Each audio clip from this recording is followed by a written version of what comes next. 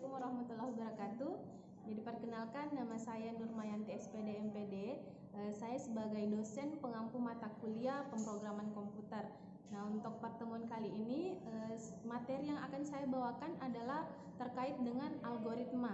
Nah, di sini saya akan menjelaskan tentang definisi algoritma, kemudian ada struktur algoritma, kemudian penyajian algoritma atau penulisan algoritma. Nah, oke, yang pertama definisi algoritma. Nah, algoritma ini pada awalnya ditemukan atau dikemukakan oleh seorang sejarawan matematik bernama Abu Ja'far Muhammad Ibnu Musa al-Khwarizmi pada sekitar tahun 780 Masehi.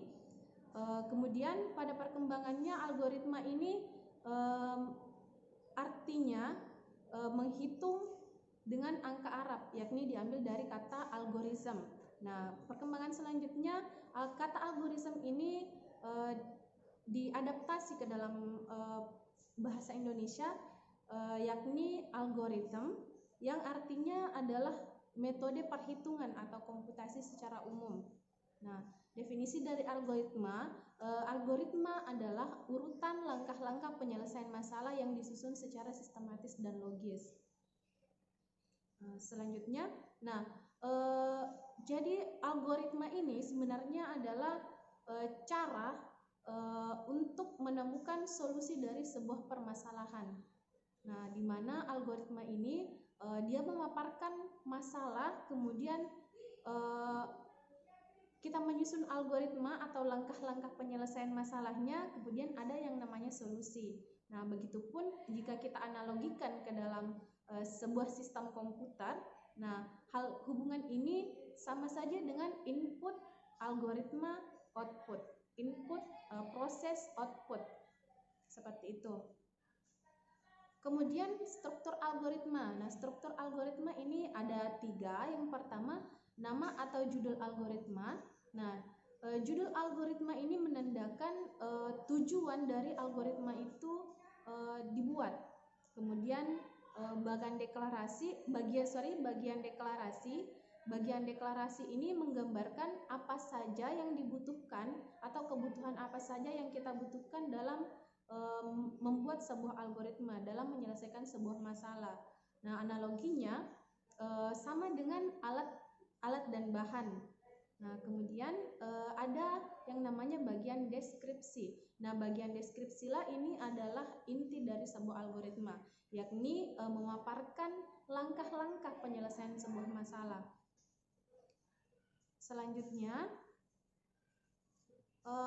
penyajian sebuah algoritma. Penyajian sebuah algoritma itu dapat disajikan menjadi 3. Yang pertama ada dalam bentuk bahasa natural, kemudian ada dalam bentuk flowchart, dan ada dalam bentuk notasi pseudocode.